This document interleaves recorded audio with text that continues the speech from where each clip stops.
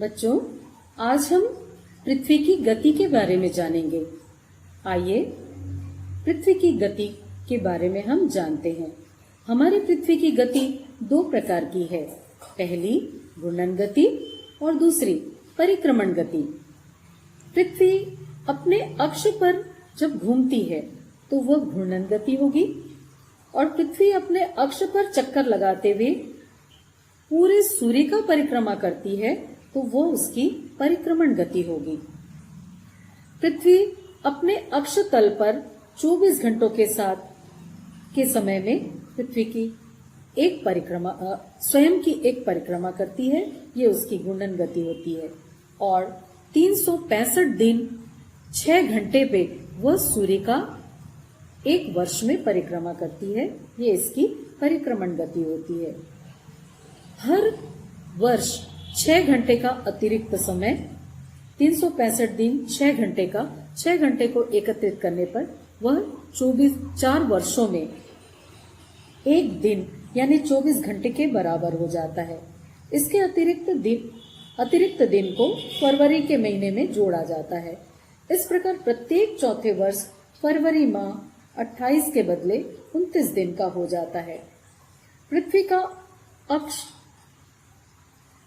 अंडाकार है, अतः सूर्य के चारों ओर पृथ्वी की स्थिति में परिवर्तन के कारण ही ऋतु परिवर्तन होता है।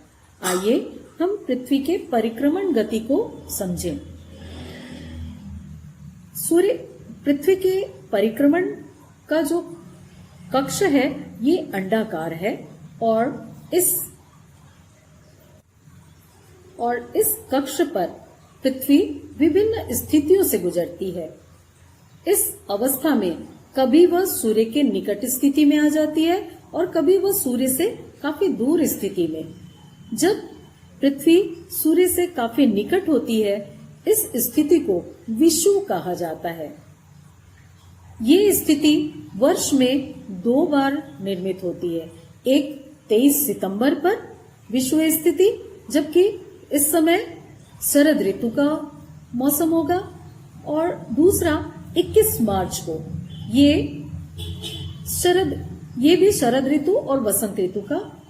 इस समय उत्तरी गोलार्ध में वसंत ऋतु और दक्षिणी गोलार्ध पर शरद ऋतु होंगे। ऐसे ही 23 सितंबर को उत्तरी गोलार्ध में शरद ऋतु और दक्षिणी गोलार्ध में वसंत ऋतु होंगे। अपने कक्ष पर परिक्रमा करते हुए पृथ्वी दो बार सूर्य से काफी दूरी स्थिति में निर्मित हो जाती है। ये 21 जून की स्थिति है। इसे उत्तरी अयनात कहा जाता है। इस समय उत्तरी गोलार्ध में ग्रीष्म ऋतु होगा और दक्षिणी गोलार्ध में शीत ऋतु की स्थिति होगी, और इन क्षेत्रों में सबसे लंबा दिन और सबसे छोटी रात होगी, जबकि इसके विपरीत इस क्षेत्र में सबसे लंबी रात और सबसे छोटी दिन होगी। ऐसे ही दूसरी स्थिति निर्मित होती है 22 दिसंबर को। 22 दिसंबर की स्थिति में पृथ्वी के उत्तरी गोलार्ध में शीत ऋतु होगा और दक्षिणी गोलार्ध में ग्रीष्म ऋतु का समय होगा, और इसे दक्षिण अयनात कहा जाएगा। इन क्षेत्रों में लंबे दिन छोटी और छोटी रात होती है। विषुव पूरी पृथ्वी पर रात और दिन बराबर होते हैं।